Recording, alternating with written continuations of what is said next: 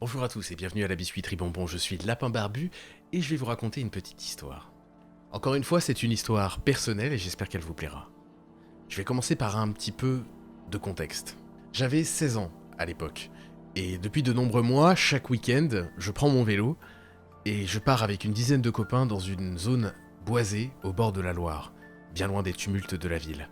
C'est là, dans une zone un petit peu isolée et tranquille, que nous avons décidé de bâtir une cabane à la hauteur de nos ambitions.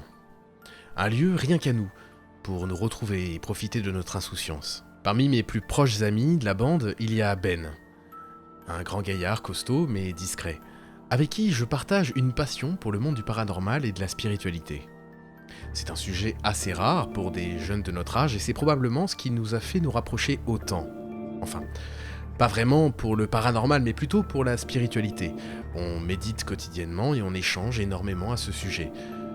Nous sommes en août et il a été décidé que ce week-end, nous allions dormir tous ensemble pour la première fois dans notre cabane enfin terminée. Je passerai les détails de cette journée et cette soirée mémorable qui resteront gravés dans ma mémoire, car elles n'impactent absolument pas les événements qui vont suivre.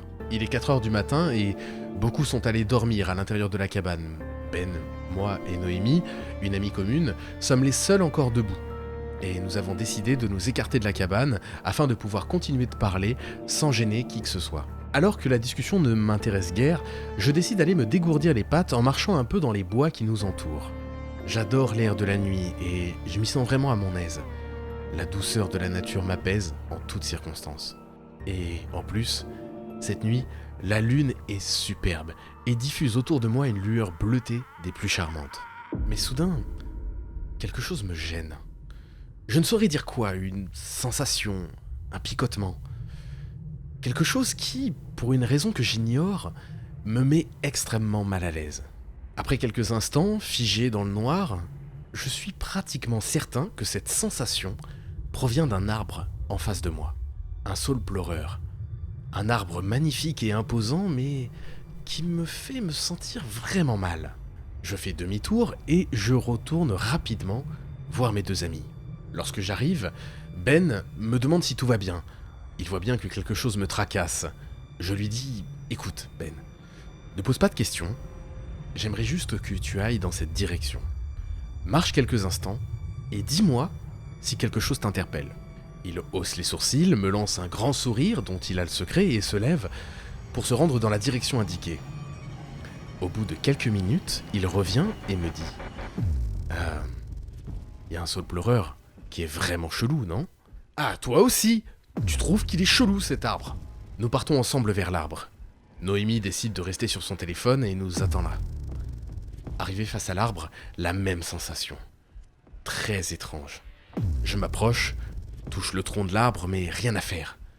Après une rapide concertation, Ben et moi essayons quelque chose qui peut sembler un peu farfelu, mais qui, à l'époque, nous semblait être une super idée. Méditer pour réussir à comprendre au fond de nous d'où provient ce malaise. Nous nous asseyons donc en tailleur, à quelques mètres de l'arbre, et on commence à méditer. Il s'écoule peut-être 10 ou 15 minutes, je sais pas trop, mais soudain, provoquant en moi l'une des peurs les plus intenses de toute mon existence, un visage m'apparaît, très clairement. Un homme avec un maquillage délavé qui hurle à la mort, la tête coupée, sans le corps, avec un filet de sang à sa base.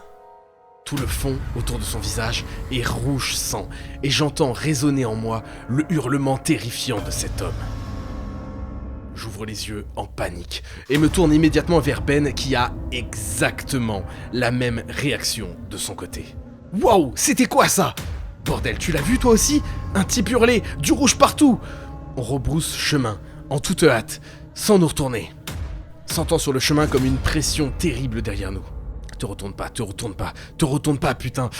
Aucune chance, bordel ! Mais c'était quoi ça ? C'était quoi ?»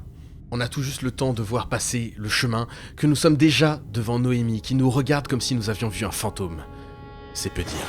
On raconte tout, dans les moindres détails. La couleur des yeux, la forme du nez, la coupe des cheveux. Tout concorde. Aussi dingue que cela puisse paraître, nous avons vu exactement la même image sordide Et plus nous racontons l'histoire, plus la pression se fait forte. On sent comme une émotion au fond de nous qui nous tire pour nous ramener vers l'arbre. Comme un aimant gigantesque, cherchant à nous attirer.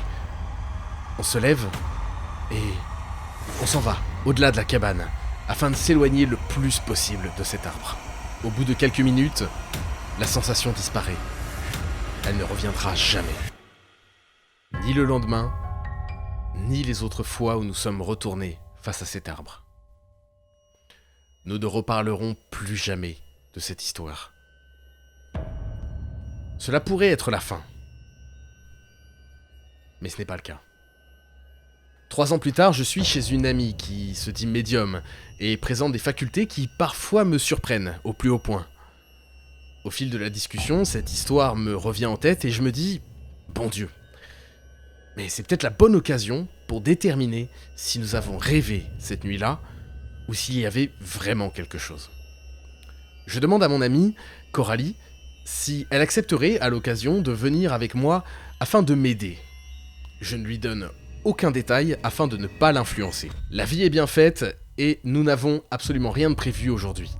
On monte dans ma voiture et je me mets en direction du fameux bois. Je me gare à l'entrée du bois et on commence à avancer sur un petit chemin. Au bout d'un moment, Coralie s'arrête.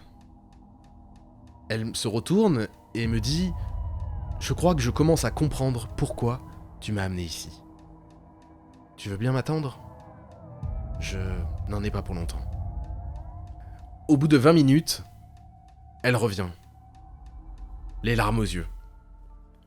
Elle me dit « Je ne pense pas me tromper si je dis que tu m'as fait venir pour l'esprit du saule pleureur. » Ouais, c'est ça. Qu'est-ce qui s'est passé ? L'homme au pied du saule est mort ici, décapité. Il y a de cela de nombreuses années. C'était un homme gentil et aimant, un comédien de théâtre, je crois, au vu de son maquillage. Il m'a raconté qu'on l'a accusé à tort d'avoir eu une aventure avec la femme de la mauvaise personne, alors que lui-même était homosexuel. Il erre ici depuis bien longtemps et je pense qu'il avait juste besoin que quelqu'un l'écoute. Il avait une telle tristesse en lui, alors qu'il voulait uniquement faire rire les autres.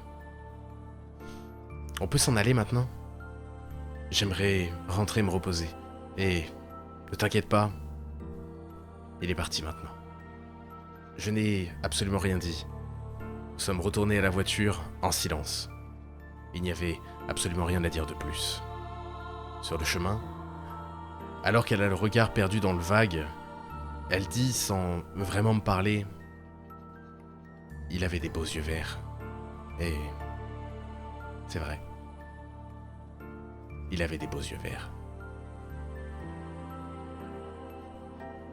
Merci d'avoir écouté cette petite histoire, j'espère qu'elle vous a plu. Si jamais vous aussi vous avez des histoires paranormales, horrifiques, terrifiantes, que vous aimeriez que je raconte, n'hésitez pas à me les envoyer.